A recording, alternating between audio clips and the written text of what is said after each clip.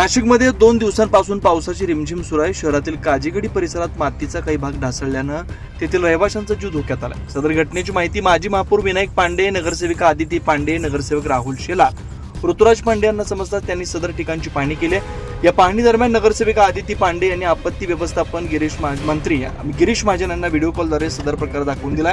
दरम्यान पांडे यांनी दिलेल्या माहितीवरून मंत्री गिरीश महाजन यांनी नाशिकला आल्यावर पहिल्यांदा तिथं पाहणी करतो असं सांगत याच ठिकाणी संरक्षक भिंत बांधण्यासाठी त्वरित 50 कोटी रुपये देण्याचं आश्वासन दिलंय.